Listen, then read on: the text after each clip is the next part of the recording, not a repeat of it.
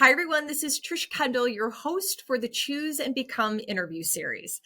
I am excited for today's episode because I am reconnecting with somebody who is near and dear to my business partner and my friend, Jenny. Guys, I get the privilege of interviewing Christina Russell today. Christina, will you just say hi really quick? Hi, everyone. I'm so honored to be here. What an exciting thing. Well, and Christine and I are going to get right into it. But for those of you who don't follow the interview series, let me just take a step back before we move forward, just to give a little bit of context to this. I made 5 critical choices on my journey to enduring success, from really the pit of despair to the peak of success.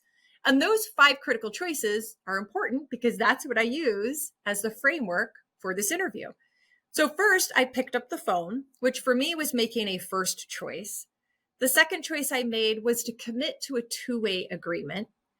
The third choice was to build trust, first in myself, and then to inspire the trust of others. The fourth choice I made was to create community and belonging. And the fifth choice, my most important choice, was to finally embrace my boundless capacity to give love and to receive love. Now, with just that as a little bit of background, I get to, in this interview series, interview people I admire.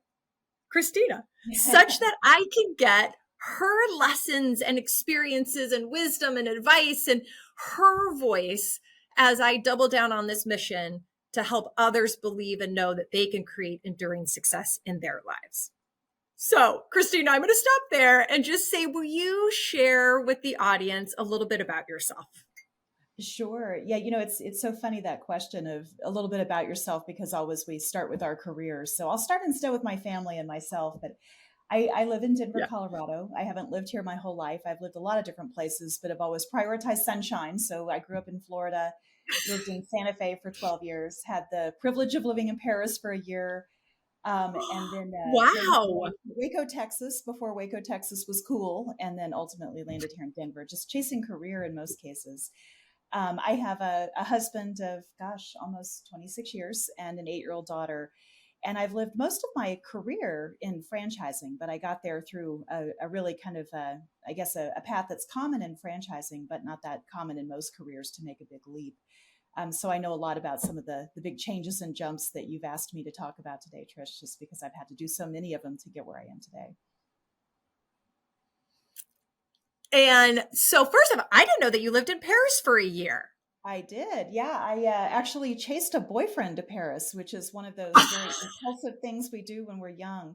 So in my early 20s, I had almost minored in French in college, but what are you going to do with French? And I had a boyfriend who was going on scholarship Right. to Paris. Go to Paris for a I year. wanted to go. So I said, sure, why not? And at the time I was working as a freelance writer and could live anywhere I wanted. So I could starve anywhere I wanted. Let's put it that way. So I made ends meet in Yeah. Paris instead of making ends meet in New Mexico, which was a great experience, and one that my mother probably didn't approve of, but actually turned out to be a great thing.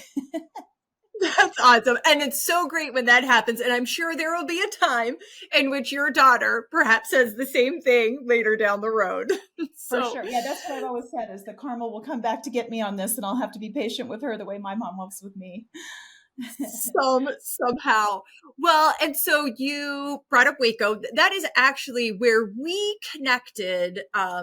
When I came in to help Curves and Jenny Craig, you were actually leaving, but you were a leader there in the franchise community and a business leader. And since you have been an incredible business executive, not only creating this incredible success for your own professional career, but also helping others, franchisees, create their own success. So I know we'll get into the professional side, but I want to really get from you, when I say creating enduring success, like, what does that mean to you? Yeah. It's funny because career for a long time was a really big and important part of it. And I think, I had a lot of blessings when I was young, really great mentors, people that have, influenced me in ways. And one of the things that happened to me when I ended up in New Mexico, I had started a PhD in literature, thinking that's what I wanted to do, and ended up hating it and had dropped out, really didn't know what I wanted to do. And I actually went out to New Mexico on a rock climbing trip and just fell in love with it after living in Florida my whole life. And what they have in New Mexico is a lot of national laboratories, so places where they employ people who are in the sciences. Well, I had also almost minored in physics. I was very indecisive in college. And it was one of Wow. those things where it was like, all right, I have writing skills, I have science skills. What can I do with that? And I ended up in a job at the National Laboratory as a science writer. And one of the things that they did there, because it was a large organization, it was at that time managed by the University of California, they put everyone through the old school Franklin Covey planner. And so I'm dating myself. So anybody who Oh, reads oh, that, Christina, I'm with you. Yes, yes. but it was such an amazing thing. And I think the generations behind it, there's never been anything that's really replaced it since technology became Hmm. the norm for organizing your calendar. But the thing that struck me the most about it when I was so young was that they made you write your personal mission statement. You had to write down what you wanted your life to be about. And I guarantee you, anybody who's on this call that's in their 20s, you don't have a clue what your life is actually going to be about. But what it's really doing is helping you to Wow. start thinking that way. And so enduring success has always been for me sort of chasing your bliss, sort of following that dream of like, how do I want my life to evolve and to change? And in my early stages of that, a lot of it was about trying to achieve stability. So I came from a very poor background, grew up in Orlando, Florida. My mom was a single working mom with two small children in the 1970s. So we were, sort of the product of the Vietnam War, like so many families back then, where the husbands came home and the marriages fell apart. And she somehow managed as a secretary, because that was the path that was available to a lot of women back then, to buy her own home and to set us up in a way that was stable and to teach us that like the way to do this is not to go into debt. So I left with some good lessons even from my mom, and realized like what I need to do is make sure that I always have a stable income. And with so many false starts, like, am I going to major in lit? Am I going to major in physics? Am I going to major in English? Which is why I ended up getting my major in just so I could graduate. It was nice to fall into a career that worked. And I probably would have died there, doing what I did because, like, wow, I've achieved it. I got stability, except that I was always looking over the horizon of where am I going next? And then meeting my husband. My husband was the one that had the entrepreneurial dream. And we had our little iMac, back in the day. And he got on the iMac and was researching, like, how do you start a business? The little iMac or Yeah, the ours was green. You had to pick your color back then. But yeah. it was something that he discovered. He discovered franchising, and I'm like, I don't know what this is, but he, read about it and started teaching me about it. And then we went to a site that still exists today. It's still how many people discover a franchise business, called Entrepreneur Franchise 500. So Entrepreneur Magazine puts out this list, and that's where he found Curves. And I told him, Oh he's like, my God. you should check this out. And I told him, you are cuckoo. You are crazy. I am never going to leave my career to do this crazy little, 1,200 square foot gym. Like, this is bizarre. Because back in the day, all that existed was Golds and these big, massive gyms. Bally's was the big brand where you had to pay $2,000 even to get in the door. And I could not relate to it on any level. But he convinced me to drive up and visit one, because this was before it became a phenomenon. And I thought, you know what? This is a concept that makes a difference for people.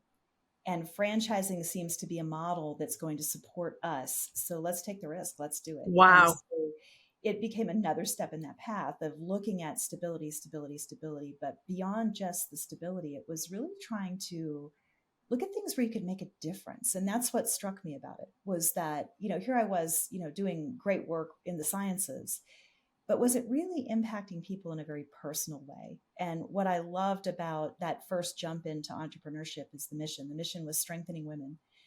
And it was an Mm. incredible mission that thousands and thousands of people resonated with, and that was much needed. I mean, we basically invented boutique fitness. What exists today with, all the Orange Theories and the Pure Bars and the, exponentials and all these things would not exist were it not for the innovation of that brand. And so it was a real privilege to be involved with it. It's a beautiful journey, and that journey continued then to lead you to help strengthen women even bigger and more so as you became a chief executive of franchise companies. So, I mean, it's an amazing, really an amazing journey that you chose to take that risk. But then because of that risk, you've been able to impact the success of so many others and a a lot of female driven franchise communities. For So sure. Yeah, it's it's an interesting thing you say that, because I've never, if people who knew me when I was in college were going to do the sort of superlatives things, I would have been least likely to major in business. It just wasn't who I was. But what I discovered in that was that business, in a way, like you say, it's a way to make a difference for people. It's a way to influence people, and becoming an employer. What a weird feeling to go from, living like my mother did, where I was an employee, and in that mindset, to thinking I'm going to be a business owner and I'm going to employ people. And suddenly you realize that the boss seems like they have it easy, but the boss actually has a ton of responsibility. And that responsibility is, giving paychecks to people who are in the position that my mother was when she was trying to make her ends meet and find her first steps forward and influence her daughters to make good choices. And it was a very powerful thing. And then franchising generally, what you find in that world, because it is so entrepreneurial and so many people have origin stories like mine, is that it is a very mentor oriented environment. Like, people want to help other people. That's what franchising is really all about, is helping people find a pathway to getting out of the sort of world of glass ceilings and into something where there is no ceiling. You can go as far as you're willing yeah. and able to go with the skill sets that you have. So it was something I fell in love with immediately, and I don't know, it just resonated with me. Yeah. All right. Now, we may already be on to the first choice here. But I'm gonna keep us going formally when I think about, because this could be connecting. Well, it is connecting. The first critical choice that I made on my journey to enduring success was to pick up the phone when my sister called.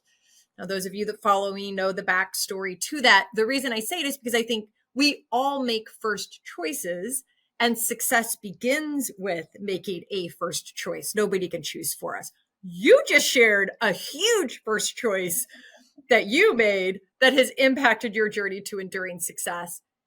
Is there another first choice that you made that, when you reflect back, this really impacted where I'm at today? I think when you asked me to kind of think about that question in preparation for this, I think back to so many choices I made that were pivotal. There's an old movie called Sliding Doors that had Gwyneth Paltrow in it. I love that movie because it's a movie where it talks about that every path that you choose to take is going to have a different outcome, good, bad, or otherwise. And I've had so many moments where I thought, should I really do that?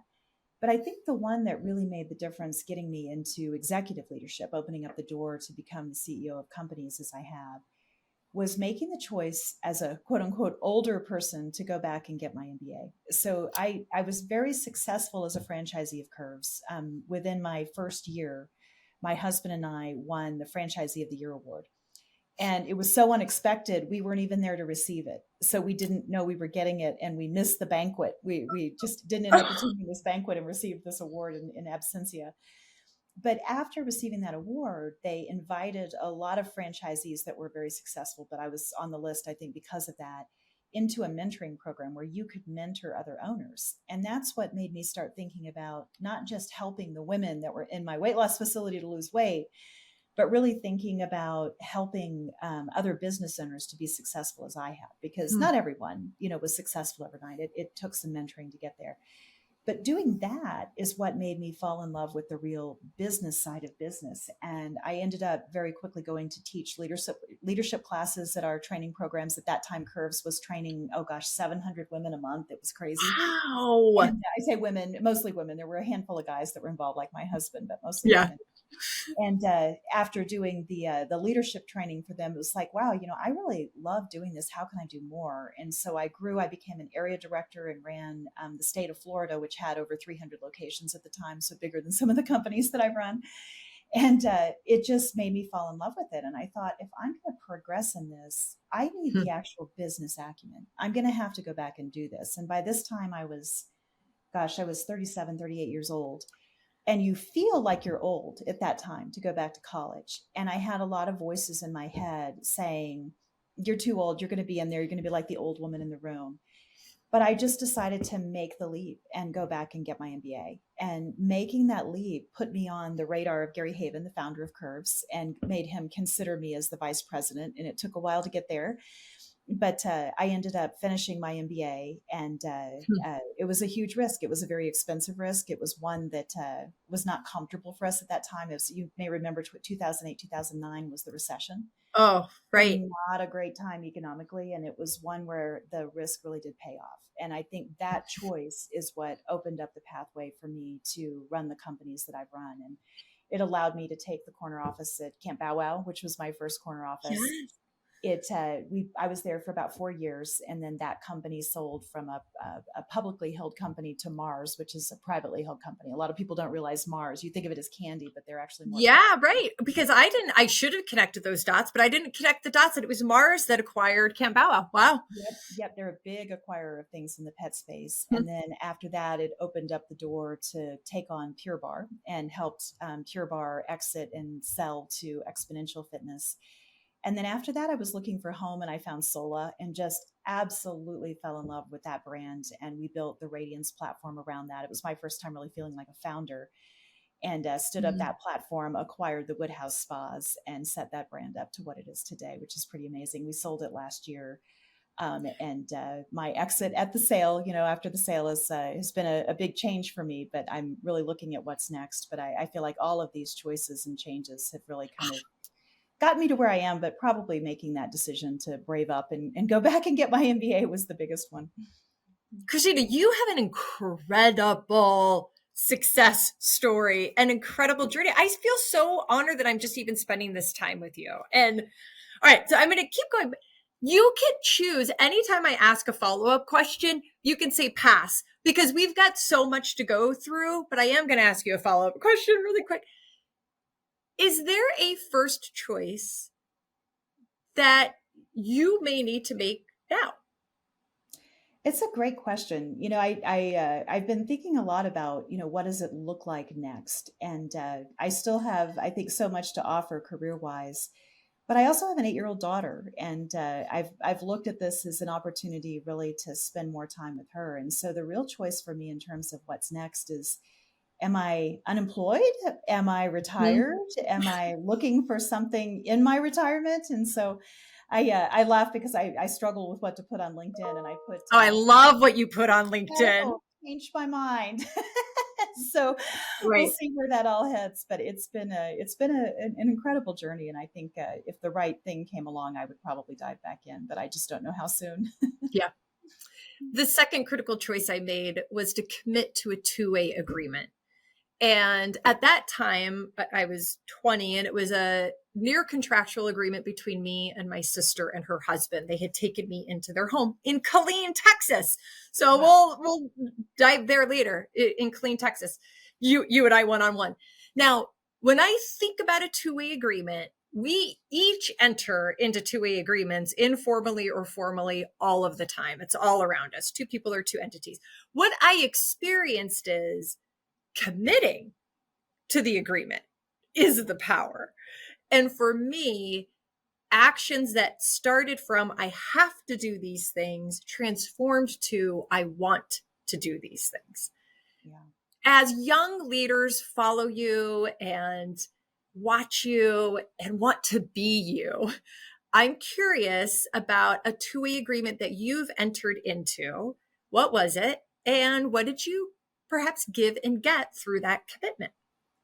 This was a tough one for me when you mentioned this would be on the list of questions. But the one that I think I came back to again and again, and I thought I don't know how to quite articulate it, but I would say that it's my marriage. Like so many children of Gen X, I think marriage was something that was very broken in Gen X. And there's a lot of divorce, a lot of multiple divorce. My mom was married and divorced twice. My other family members have gone through similar things. And when I met my husband, I had already I was divorced. I got married when I was 18 and divorced. Oops, sorry. Yeah, so very young. Yeah, married when I was 18 to my high school sweetheart, divorced when I was 23. Very Mhm. amicable divorce. We got divorced in a corner booth in a Denny's for $50. That's what happens back when we didn't have property. It was relatively easy, and Yeah. I just felt like such a failure after going through that. And I just thought, oh gosh, I'm never going to make this mistake again. And so getting into the relationship with my husband, my now husband, was a little scary for me. So we started dating, and I told him, I said, I'm not marriage material. So if you're looking for marriage, we probably should date and then you should move on. But we ended up staying together, and we didn't actually get married for 13 years. 13 years. So we called ourselves married, and people thought of us as married. We owned 4 Wow. Curbs locations and a house together. And in every common law way, we were married, but we had never made the real commitment, not because of him, but because of me. And I was afraid of, what does that really mean? And how does it look to fail again? And what I started realizing is very much like your question. There were a lot of things that you have to put up with a partner. You have to do that. And what started to dawn on me was that if you're going to make a marriage work, you have to love the person, warts and all. You have to love the person unconditionally, and you have to expect that from them. And when I started realizing that I wanted to do that, I wanted to see him for who he really was and not expect him to be who I had this fantasy of someone supposedly being, it helped tremendously to make that admittance to myself that I'm not perfect either, that no one's perfect in a relationship, and that I really want to have that person that I live my life with. And so we finally got married when I turned 40. That was the year we got married. Wow. And so we celebrate 2 anniversaries now. So I got my MBA and we got married the same year, which was 2010. But we always celebrate the anniversary of our first date as our real anniversary, because we've been together for so long. But I think that commitment is something that for this generation, you see it's gotten harder. Like marriage seems to Mhm. be out of vogue. But I can honestly Mhm. say that of all of the achievements in my life, I think having a successful marriage is one that I celebrate the most, because it was unusual in my family. And to make that commitment to somebody and really let them see me who I authentically am, and to accept them for who they authentically are, was a big deal. It's a beautiful story. It's a perfect example. And I thank you for sharing it with me. Yeah. Then you had a daughter. Yes, and that was a little surprise. Yeah, And so then, that was and then a because of that, later you had a daughter, which is just beautiful in a wonderful. whole nother way. Yeah, I was one of these women who, The unexpected get from that two-way agreement. there's that saying, you plan, God laughs. And in this one, it was sort of like the Mm. conversation was always, it was sort of do you want to have kids? I don't know. Do you want to have kids? I don't know. And then you're in your late 30s, and then you're in your early 40s, and you think these things don't happen anymore. And then boom, one day they happen. And my husband and I both were very shocked and excited about it, but it was inconvenient. And this is where, having somebody that you really have that relationship with helped, Yeah. because I was the more career driven, and we had since sold our Curves. I had been running operations for Curves and was ready to take that corner office. I got hired and found out I was pregnant about a month after I got hired. And it was like, holy moly, how am I going to do this? And so my husband and I talked about it, and he said, maybe it's time for me to retire and just become a stay-at-home dad. And so that's what we did. And we weren't really prepared Awesome. to live on one salary, but it was something that made sense for us, and we were able to do it. And it's been such a blessing, because I've been able to continue to do the things that I do, and to be the breadwinner while he stays home and really is the anchor for her. Now he homeschools her. So it's great, because it gives us Which that is flexibility. awesome, and Yeah. it's such a great. And I'm going to move us forward to the third choice, but it's such a great example of how two-way agreements evolve as Yeah. well, Yeah. because that agreement between your husband then shifted and evolved to new understandings and new agreements when all of a sudden you have a daughter, and so there's new dynamic, and so you adjust and evolve and commit and then continue to grow. Yeah, and it's the thing about the commitment, and that's what struck me when you and I were talking about this prior, that the commitment piece of that, and saying, yes, we are going to do this, and we are going to do it until death do us part. Mhm.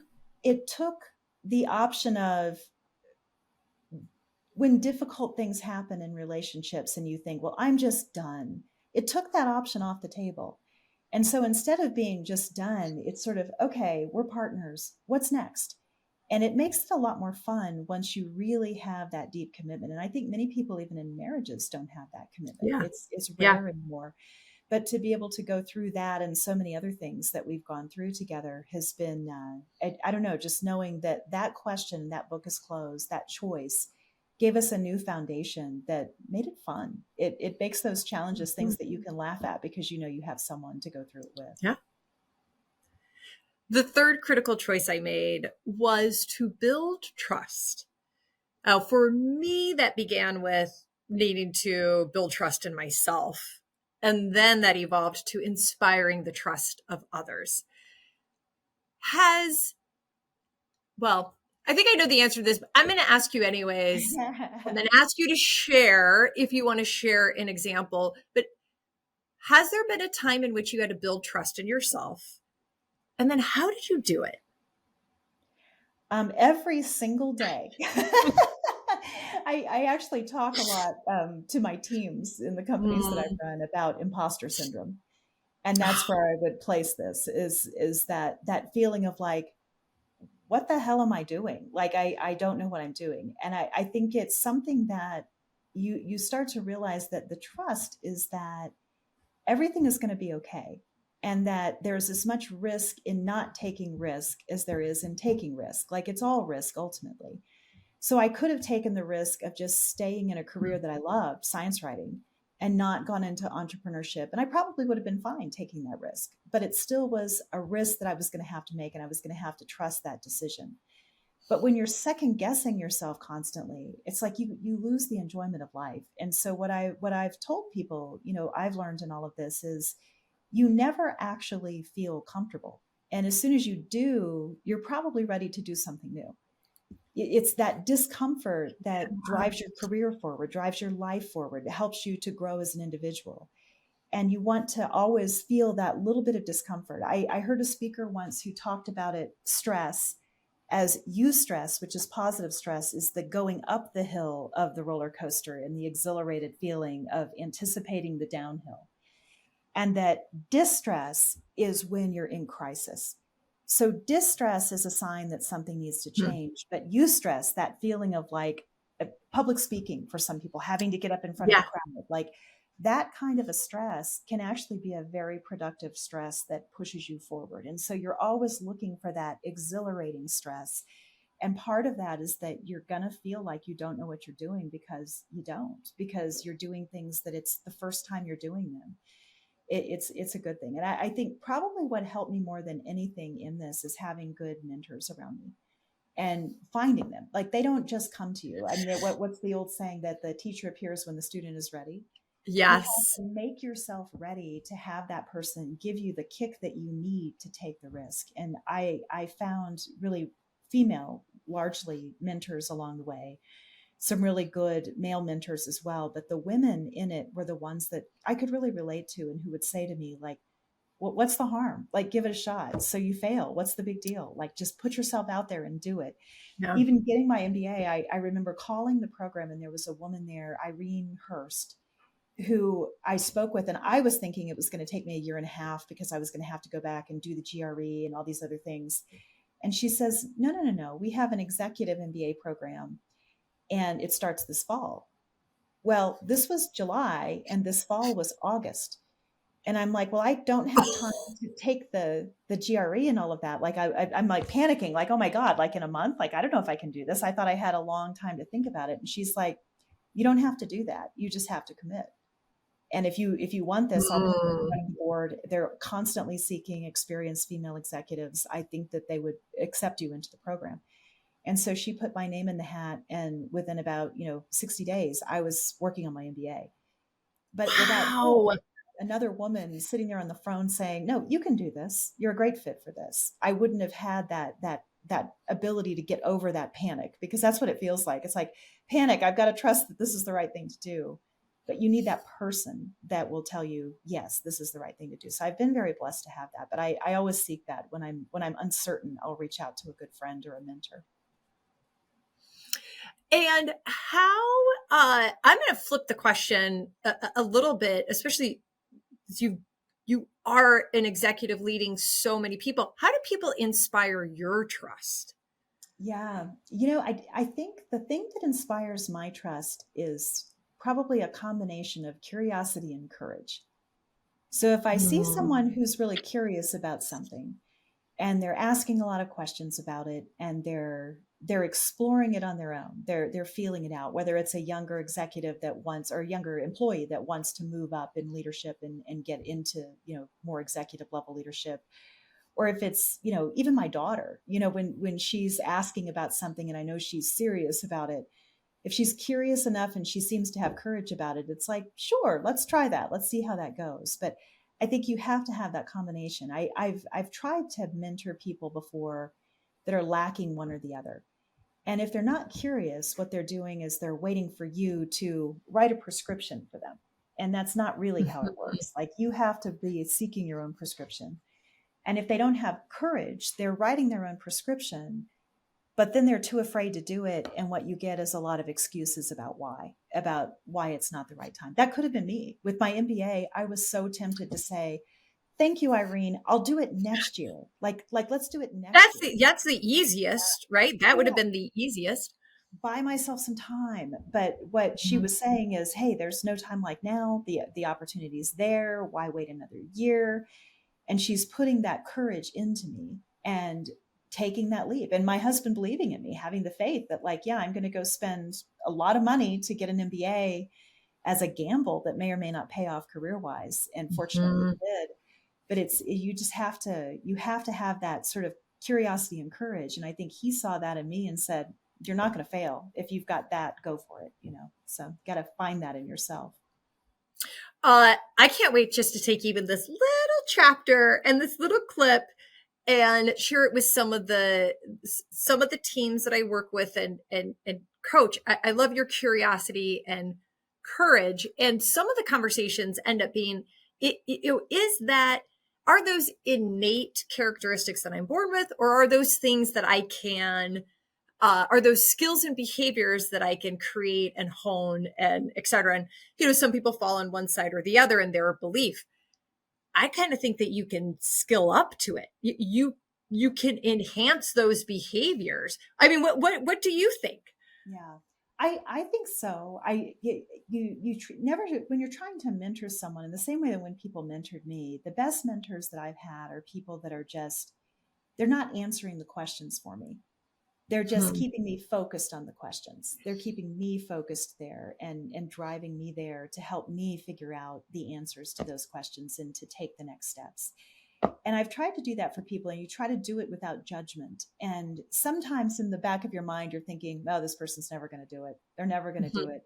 Sometimes you're right, because you can hear in the way that they talk about themselves or they talk about the problem that there's almost a despair in it.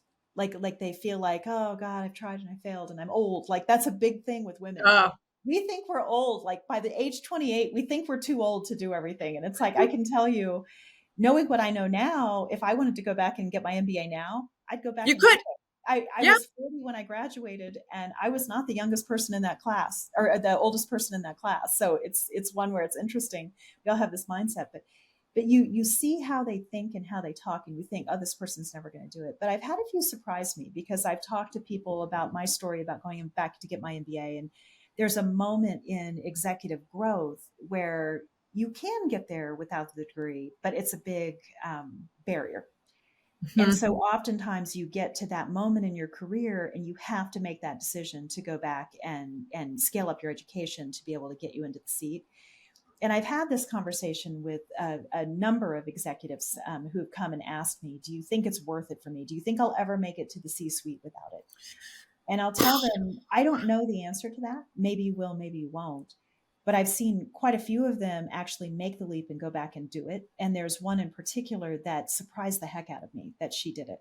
So in the conversations that I had with her, I thought, she feels too beaten down. She's not gonna, that courage that has to be the fire inside you. It's like she was holding that little flame, and you could just feel that it's Mhm. like, I don't want to let it get blown out and fail.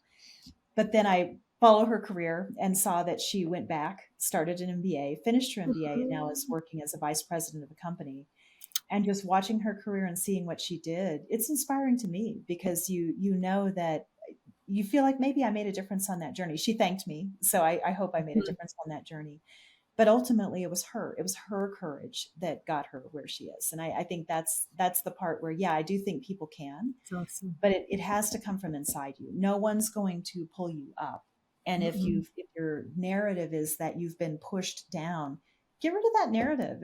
There's 1,000 million opportunities out there. So if the opportunity you're in is pushing you down, start looking for other opportunities. There's going to be one that the path is open and you can pull yourself up, but you have to be really committed to it.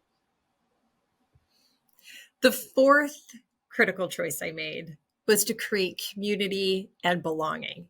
And oh my gosh, like that is infused in almost everything we're talking about here when I think about the impact that you've made on others within their community and with the sense of belonging. But I want to bring this to you personally. Yeah. Well, first off, I was 30 years old and looked around and I was like, "Oh, I'm friendly with everyone. I'm friends with no one." It I still didn't feel like I belonged anywhere. And I learned that in order to belong, I had to actually create it, which I believe it's something that you have to create. It takes action. For you, what I know through our conversation, that there have been times in which you didn't feel like you belonged, which I Yeah. think sometimes is hard for people to wrap their arms around when they see you and they know you and they hear you. Oh my God, you're everywhere. You speak at conferences, you're on podcasts, you're in boardrooms, like you own the place. Have you felt not belonging? And what does that feel like? Yeah, I felt it a lot. You know, that this was another one. You asked tough questions, Trish. I'll just say it. This Oh was my another God. Well, I'll take that as a compliment from you, because if this has you thinking about things that you normally don't have an opportunity to think about, that's a gift to me. Yeah, I mean, I will say, as a woman in executive leadership, I have a lot of peers that I reach out to, and we talk about this. How even still in this day, it's rarefied air. There are very Mm. few women in boardrooms. There are very few women executives in companies. Even in beauty, where I was operating in my last role, you go to the beauty events, and most of the people sitting on the stages are men, and it's not for lack of trying. They all are very committed, and we're trying to figure out how to get more women involved and get more women at the executive levels, but for whatever reason it doesn't happen. And becoming a mom so late in my life Mm. made me realize that a big part of the reason why is still the priorities and expectations that we set for ourselves as women that are a little different than how men still think about it. And I'm in sort of a flipped relationship where my husband's the stay-at-home dad. That's becoming more and more common, and it's opening up pathways for women, but you're often the only woman, and it's like, how do you connect? So you hear like old school guys talking about how in the companies that they ran, what they would do after board meetings and things like Mhm. that. And it's not things that necessarily women are going to want to go and do, or that would be comfortable if you're the only woman there. And so there is a sort of gender piece with this. But Yep. even beyond that, I will say that executive leadership can be very isolating. So statistically, they say that people marry people they either went to school with or they worked with. And it's because that's where you spend time with them and you can build a depth of relationships. But as you're growing in a career, and particularly when you grow quickly in a career, you get to a point where people are going out socially, but they don't necessarily want their quote unquote boss going with them. And so you have a social sort of stratus in a company that you're sort of a tangent to, but you're not necessarily engaged in as deeply. And that's where your thing about being friendly with everyone and friends with no one, Mm. I would say that that hasn't been an unusual position for me to find myself in, that I will go to breakfast or lunch with any member of my company, any level. I love doing it. It's something that I saw my best mentors doing. I always remember Bob Anton from BCA Tech telling me I love skip gap. I didn't even know what it meant. But what it meant was he likes to go talk to everyone at the company so that he really understands what people are experiencing, and he can modify the culture to make sure that that experience is great for everyone.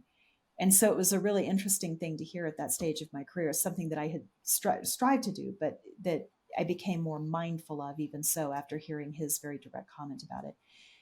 But what struck me about this is how, as you get older, you realize that the people that are in your life that have fallen away, and how you don't necessarily prioritize those relationships. And some of the best relationships that I still have are from all the companies or from Curves, because I think we all sort of built that thing together. I was there for 15 years and we're all still Facebook friends. But it made me think, gosh, I need to make a day trip to Waco and go actually see these people face to Right. face, because I haven't Right. done that in so long. Even seeing you and Jenny, Oh my gosh. makes me realize you have to make it a priority. But it's one where this one just struck me as, I'm not sure I have the definitive answer to this yet. Mm-hmm. So I think you've challenged me a bit here to think about, how do I get those true friendships back where maybe I have let those kinds of things go. But the belonging part of it, I think, though, it is harder. People say it's lonely at the top. There is no top, by the way. Everybody has a boss, no matter how. Right. You know that. But it does get interesting as you move up in leadership, how hard it is to really connect with people on a personal level that is as meaningful to you as it is for them. Like, you can do kind things for them, but they're not necessarily going to want their boss in, Now, how about this? How does it feel to belong? Yeah. That is the thing. I think if I miss anything in my career, the moment of belonging that was the most meaningful to me was in the early days of Curves, when we were such a big company with so many women. So my role at the conferences, I would always give sort of the operations talk. So you have your piece that you do there, but then we would do a party at that brand. And because it was all women and it was so large, it would be thousands of women in this big, like what do you call it? Like a big conference center. And we would have a DJ and play the music from our generation, and everyone would just dance and dance and dance. And I mean, I would say that, there were, probably a couple thousand women and maybe, 20 guys. It was like that kind of a dynamic, because they didn't bring their husbands, they brought one another. And we were so connected in this mission of supporting one another and supporting the members and supporting the other franchisees. And it was so genuine. And you could just feel that we had something in common that ran very, very deep. And that party was always so fun. And we would run it, up until the very end. And then my job often was to close down the party. And I would go tell them to play "We Are Family" was usually the last song. And you'd get up there and tell them to play the song, and they would shut down the party. And it's like, I just remember just the feeling of it, of everybody feeling genuinely that there was a family there, and there's nothing like it. And I think I'm blessed to have my family, to feel belonging there, to feel my husband's family, which is rare to have in-laws where you feel that, but to have that in a company where it was that deep and that genuine, I think is rare. Can I keep you for 5 more minutes? Oh yeah. Are you okay? Absolutely. Because I just didn't want to speed up our conversation, because it's just so perfectly beautiful. And the fourth choice and what you shared leads me right into the fifth. The fifth critical choice that I made was to finally realize that I could, and then embrace my boundless capacity to give love and to receive love. Yeah. And even just the stories you've shared about family and community and belonging with the Curves family makes me think about this. But I want to take a step back again. A lot of times people will say to me, well, what do you mean? Like, what's an example of giving love? And I'll say, well, you tell me, because giving love and receiving love is an action. So that is what I'm talking about, the action, which is a choice. And I think it manifests for different people in different environments and different cultures and different circumstances. So I don't have the answers. I know how it manifests for me, but I really want to get and explore with you just What is your reaction to giving and receiving love? Just the idea of that, especially as a business executive. And then I'm going to ask, what does it feel like when you do? When you do give and you receive? Yeah. You know, it's funny because people don't want to talk about emotions like love in business. It's just not something that it makes people uncomfortable, which is interesting to me. And so when we set up the Radiance platform at the height of COVID, by the way, we did the work around this in the early part of 2020 when COVID was still unknown. We thought there were 2 weeks to flatten the curve, and the pandemic was not really understood yet. And our businesses were 100% closed. So franchisees were scared. They weren't making any money, but their landlords were still expecting them to pay rent. And we were doing a lot of lobbying work to try to help get them the economic support they needed. But when we set up the core values, the number one value, the first value that we put in our list of values was joy. And we were very intentional about choosing that. And I remember one of my executives who was a little more classic, but I love working with him. But he asked me, he goes, "Are you sure that that's what we want to do? Are you sure that that's the right way to put it? I mean, I know we feel that, but don't you think people will think that's kind of cheesy?" And I said, they might. But I think that if you found a culture on joy, what you attract is a lot of people who are hungry for that, who want their life to be joyful and want to bring their joy to the business that they run, even in crisis, because there's always problems in business. And it was that focus on joy that helped us to maintain some levity through a very difficult time, but then really did attract some of the most phenomenal people that I've ever worked with in my career. And building it around that, I think, is a form of love. It's a way of giving love to people who give so much of themselves to their careers and to the work that they do.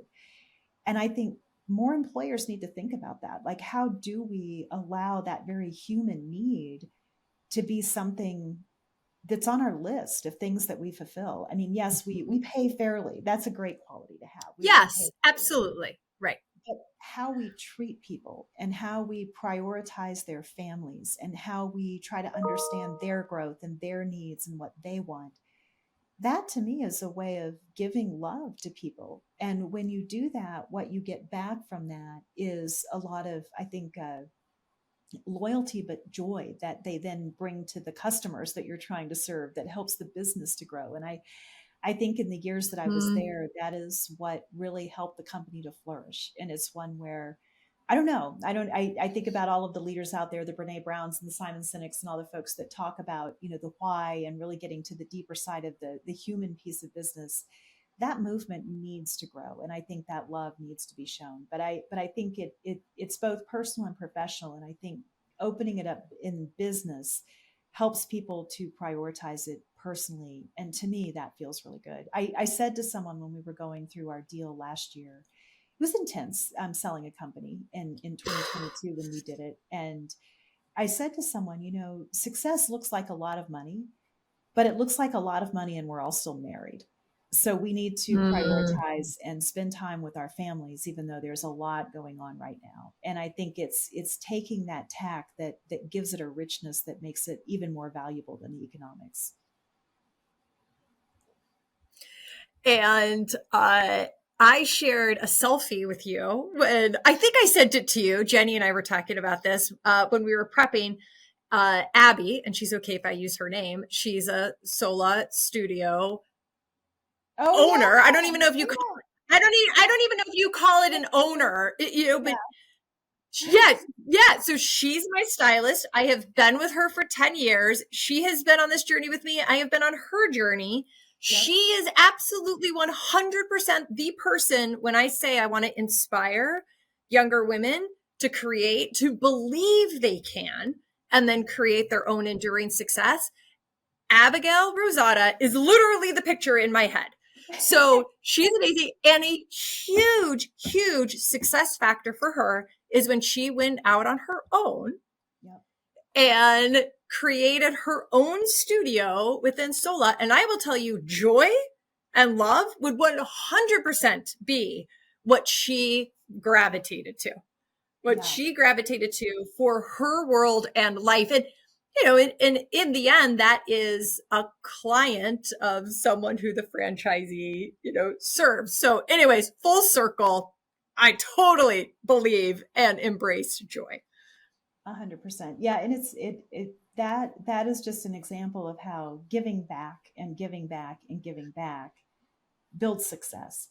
So you think about, you know, what franchising did for me was bust the glass ceiling. Like I would have been at the glass ceiling, but having something that let me follow my bliss and find ways to give back in companies that I just love. And then you look at companies that are finding ways to do that. And Sola is a great example of it, where their real mission is helping these beauty professionals to realize the lives of their dreams. What an amazing mission. And many of them said, the franchisees would say to me, why I love this business is it lets me do for these hairstylists what franchising has done for me. It gives them optionality and freedom. And what they want, that freedom that they're seeking, is fundamentally, I think, what we're all seeking in life. We want the ability to sort of define our own success, and, you know, what does that look like? For some of them, it's an economic goal. For others, they're later in their careers, and it's about freeing up their time so that they can spend more time with their families and kids and work on their own schedules. For some, it's the ability to curate their clients so that they can, you know, sort of filter out negativity and surround themselves with other positive people. And what better microcosm for what we're all trying to achieve than that? So I love that example, Trish. I really do. It's a brand that will always hold a very special place in my heart. Yeah. And you led the way. And Christina, just first off, thank you for choosing to give me your love. How about that? In investing your time, in thinking about the questions, in providing your perspective and your stories. Like, to me, that is a manifestation of love, and I receive it wholeheartedly. And thank you for embracing the love that I wanted to give to you, you know, in this time together. I think you are remarkable. You're remarkable. And I can't wait to see who changes your mind. I'm on sabbatical. Change my mind. That's great. Yeah, well, Trish, I think the work you're doing is amazing. So congratulations to you on what you're doing here. And it's my honor, really, to be on this. So thank you. Thank you. And thanks for making this work before you go on your girls' trip, because I think you are heading out on a much needed trip with your community. I am. Yeah, my best friend of 30 something years. You lose track after a while, but you talk about, you know, that sort of enduring friendship and people that you deeply have. I have a handful of friends that I've had my entire life, and this is someone that is good to spend time with. So I'm excited. Wonderful. Everyone, thank you for joining me for this episode of the Choose and Become interview series with Christina Russell. You'll know how to find her, but I'll put it in there anyways. Thank you for being along this journey. And remember, you have the power to create enduring success and to fuel the success of those around you. Choose and become. Thank you for joining me for this episode of the Choose and Become interview series. To check out more episodes, go to www.trishkendall.com/podcast. Or go to any of your favorite podcast channels, including YouTube, under Trish Kendall Speaks, and you'll find this interview and more. Choose and become.